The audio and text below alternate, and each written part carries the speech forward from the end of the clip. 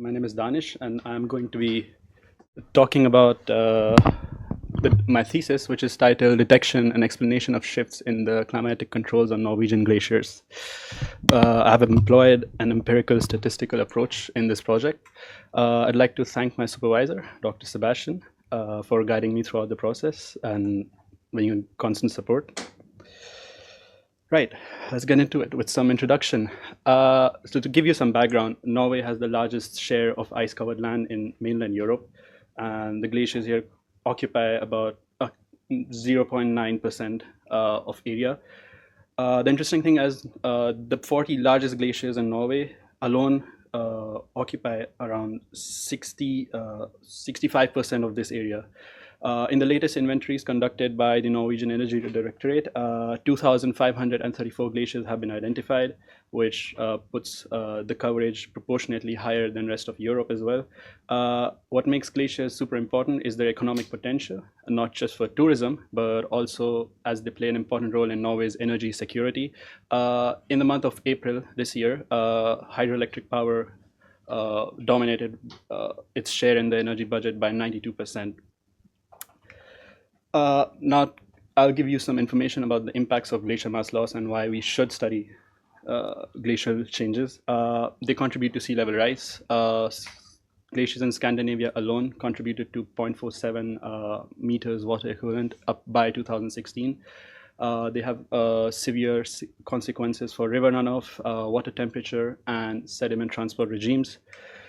The other issue that they pose is when glaciers retreat, that they cause destabilization to glaciofluvially dammed or ice dammed bodies, which lead to sudden outbursts, floods, and meltwater can also be a potential source of anthropogenic contaminants like POPs, black carbon, trace elements, and as also presented by my colleagues, mercury, and so on.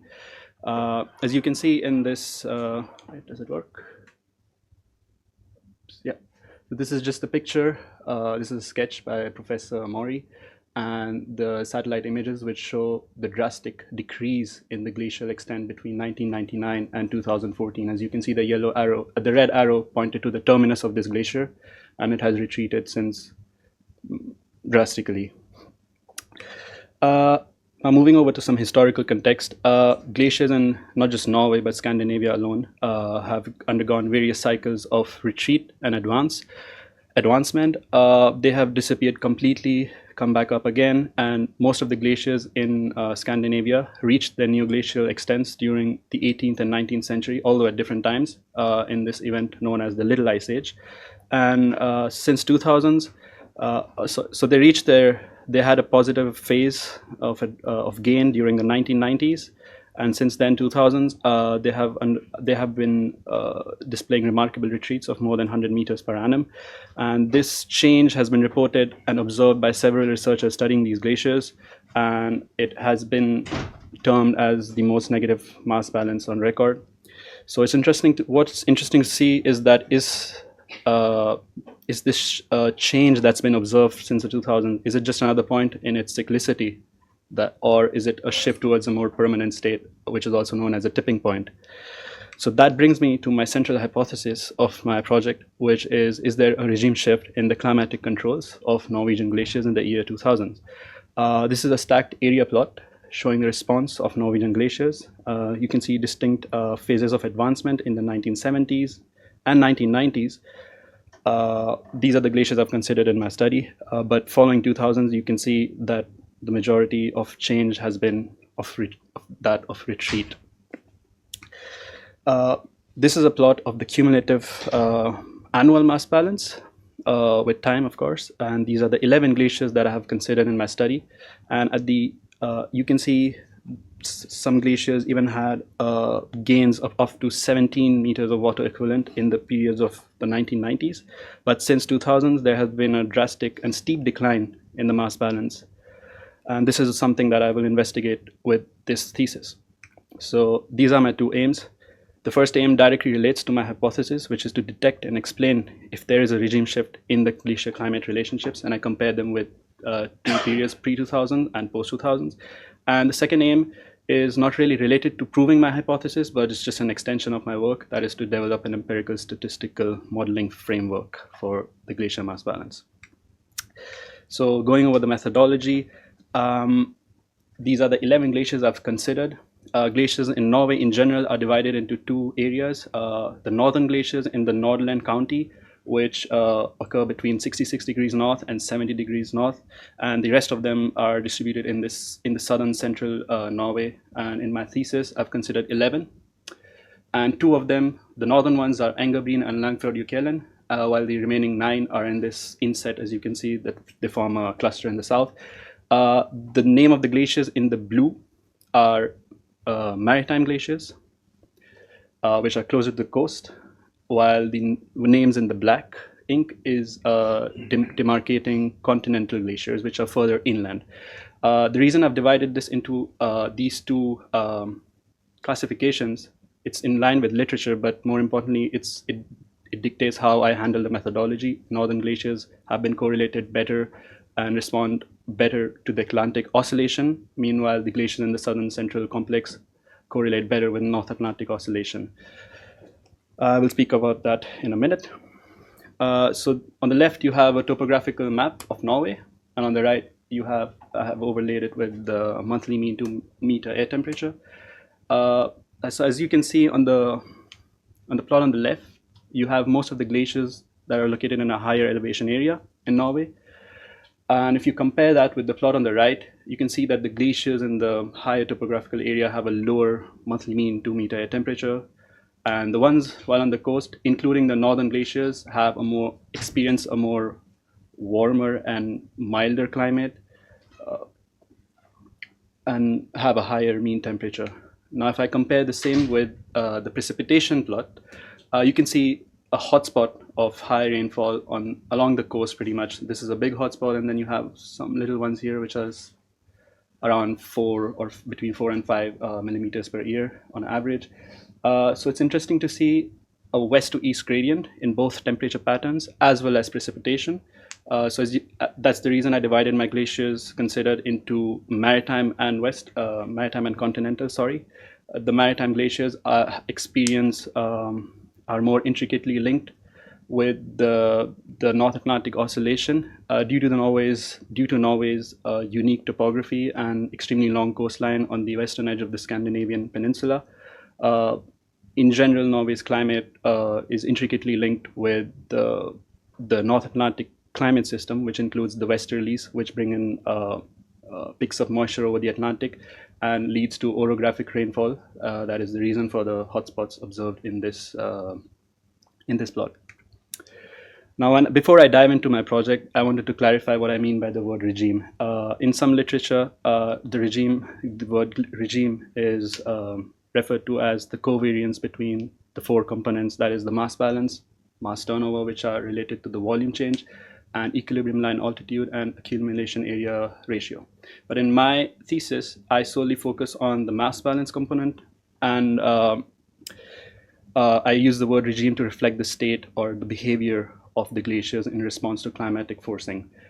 So the mass balance measurements comprise of accumulated snow, which is the winter balance, and the measurements of snow and ice removed at the end of the summer due to ablation, which is the summer balance.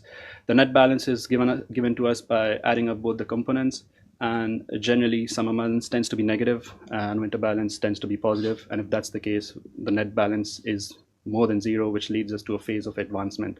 The unit used is meters water equivalent. This is the overview of my methodology. Part A refers to my first aim, and Part B refers to my second aim. The first is to identify the regime shift, and the second part is to develop the modeling framework. So overview of the part A. So the data sources is the ERA5 reanalysis dataset, which gives us gridded data for climate variables considered in the study, which is from the European Center for Medium Range Weather Forecasts, as well as the mass balance data, which comes from the Norwegian Energy Directorate. The climate data was regionally subsetted for Norway, and then seasonally aggregated with DJF, which is December, January, February, which corresponds to winter balance or accumulation months, and May, June, July, August, September, which corresponds to the ablation or summer balance or summer season. Then the data was split into pre and post 2000 to compare and prove the hypothesis. And then empirical statistical relationships were set up, tested using Pearson R, and then tested for significance. The climate drivers chosen were based on literature and established relationships: 2-meter air temperature, total precipitation, 10-meter wind components, surface solar radiation, and large-scale teleconnections like the North Atlantic Oscillation and the Arctic Oscillation. And as mentioned, the analysis design is to compare an historical regime 1 with a more recent regime 2, which is post-2000. A quick overview of the part B. So the reanalysis data set was used to construct predictors, select and construct predictors, which was put through training algorithms, which comprise of 6 regressors: ridge regression with cross-validation, automatic relevance determination, random forest, XGBoost, and Bayesian ridge regression with 3 feature selectors: recursive, tree-based, and sequential. The model was validated, trained, and on the basis of the evaluation metrics R-squared, coefficient of determination, and the root mean squared error. And this was done for each individual mass balance component, which is summer, winter, and annual mass balance. Just going over the results quickly. So these are heat maps of correlation values. So on the x-axis, you have the 11 glaciers, and on the y-axis, you have the climate variables that have been correlated with. And the plot on the left is for before 2000, and the plot on the right is for after 2000. The values on the legend scale from -1 to 1. And as I mentioned earlier, by design, the 2 northern glaciers, Langfjord-Jokelen and Engebyen, were correlated with Arctic Oscillation, while the rest were correlated with North Atlantic Oscillation. And that's why it says NA, which is not applicable by design. And NAN refers to lack of correlations due to a lack of data. And the values in red denote statistically insignificant results, while the values in black are, well, significant. So the key patterns to see is we observe the same maritime continental trend. So you can see Alfotbreen, which is on the top, in highlighted by purple, and Nikachbreen, which is again highlighted by the third from last. These both are maritime glaciers, while Helgstugubreen and Sjöbreen, highlighted in yellow, are continental glaciers. Maritime glaciers tend to display stronger relationships with North Atlantic Oscillation as well as precipitation, while the continental glaciers have a weaker relationship, and no other significant trends were seen in the wind correlation with the radiation. Now, if we compare that with post 2000s, we see the statistically insignificant relationship with North Atlantic Oscillation, as well as an increase in correlation with precipitation during the ablation season, summer season, as well as precipitation during the accumulation season. And we see a significant increase in the strength of correlations with summer and winter temperatures. So the results we can take away from this is that there is a strong influence of North Atlantic Oscillation and precipitation for the mass balance. Maritime glaciers are more related to westerly airflow, while the continental glaciers are correlated respond to low pressure systems, low pressure inland air circulation systems. Post 2000 mass loss is due to low precipitation during the winter season and high summer temperatures, or ablation temperatures, and combined with the 3 factors combined. Sorry, I forgot to mention that we see a statistically insignificant correlation with North Atlantic Oscillation post 2000 for several of the glaciers. This is in line with the change in phase of the North Atlantic Oscillation post 2000s, and which again corresponds to decreased precipitation combined with high temperature. Summer temperature resulted in a general state of retreat for most glaciers. Talking about the winter balance components, once again, we see the same maritime continental trend, where the maritime glaciers, once again in purple, display a stronger relationship with the wind components as opposed to the more continental ones. And for winter balance, we do see, once again, a stronger relationship and emphasized importance of the North Atlantic Oscillation and precipitation in determining the the mass balance. Right. Moving on to the summer balance. This shows us very conclusive proof. So we see an increase in the strength of correlation with the summer precipitation, radiation, as well as summer temperature, which the reason for the increase in correlation with the summer temperature, when put together with the increase in temperature, points to the fact that most of this precipitation falling post 2000 was falling as rainfall instead of snowfall, which contributes to melting rather than a gain in mass balance. So yeah, the trends here. Now I'll just quickly prove it to you by showing this. So these are panels showing the change and influence of the winter and summer mass balance in determining the annual mass balance. So on the left, I compare the change in influence from with winter components pre-2000s with summer balance post-2000s, and you can see that 9 glaciers have transitioned to have a stronger influence of summer mass balance in determining the annual mass balance.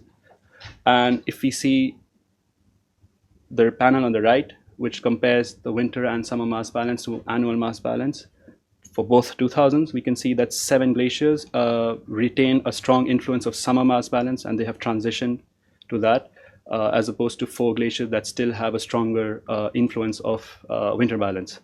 And once again, the 4 glaciers that retain the influence of winter mass balance happen to be maritime glaciers, which proves the point that they're more intricately linked with the North Atlantic Oscillation and precipitation, while the more inland glaciers that have transitioned are more temperature sensitive, which again proves the point that both the decrease in precipitation and the increase in temperatures have resulted in a regime change. Now I'll just quickly present the results of my modeling framework setup. So the prediction errors, which was the root mean squared error, ranked lowest for winter mass balance and highest for summer. The predictive skill ranked highest for annual mass balance and lowest for summer. So, and this is because most of the components I climate variables I used in correlating my study were better correlated with winter mass balance, such as precipitation, North Atlantic Oscillation, and so on. And that is why I was better able to model the winter balance as opposed to annual and summer. But the reason for a higher predictive skill for annual mass balance is because winter mass balance plays a more dominant role in general in determining the state of the glacier. Once again, we observed the same spatial gradient in the modeling framework as well, where maritime glaciers had a better performance with lower errors and vice versa. And the key trends observed with the model types were that the linear models performed better than the non-linear ones. Another observation was that the glaciers with longer records, more than 15 years, led to lower error values with better predictive skill. When I compare the results of my modeling framework with the studies conducted in Norway, other studies conducted in Norway, the mean R-square and RMSE values were in line with the studies conducted, and the R-square values for individual glaciers were comparable. The results were well within the range of published for studies conducted in Austria as well as South America. But once again, based on reviewing the literature and my own results, I have come to the conclusion that physical models tend to perform better than the statistical models. They have a higher coefficient of determination, and error values tend to be in the same range. So that is something that has to be explored. Now, just to conclude, so there is a regime shift in the year 2000. This is proved by 4 points. A shift in regime from a winter-dominated to a summer-dominated control. There was a change from North Atlantic Oscillation and precipitation-driven climatic controls to a more energy-dominated regime. There was a significant increase in the strength of the negative correlation for all glaciers. Summer mass balance correlated with the annual mass balance correlated with the summer temperature. The correlation increased for all 11 glaciers considered post-2000, and the spatial gradient observed where the maritime glaciers were more sensitive to precipitation, while continental glaciers were more sensitive to temperature. So if we combine the results we have obtained and seen for individual components as well, so a weaker NAO due to a change in phase post 2000 combined with, which corresponds to a generally lower winter precipitation, combined with a statistical increase in higher summer temperature, leads to a most negative mass balance on record post 2000. This has also been confirmed by other researchers. Now, to give you the summary of the modeling framework, once again, linear models perform better than the nonlinear ones. We need better data and longer data to have a better modeling output. And once again, the same gradient was observed, with maritime glaciers having an increased performance and continental glaciers having a weaker performance. So we can incorporate more proxy data, have a more robust data set, which can lead to the models being improved. And some future applications. So on the left, highlighted by the blue, is the focus of this thesis, where I train and develop the framework. So the approach used in developing this was the perfect prognosis approach, which trains models. And then we can use these trained models and couple them with RCMs, regional climate models, or global climate models, and model and predict up to the next century for different concentration pathways. They're now known as shared socioeconomic pathways. So yeah, so that is one application, and that's it. Thank you.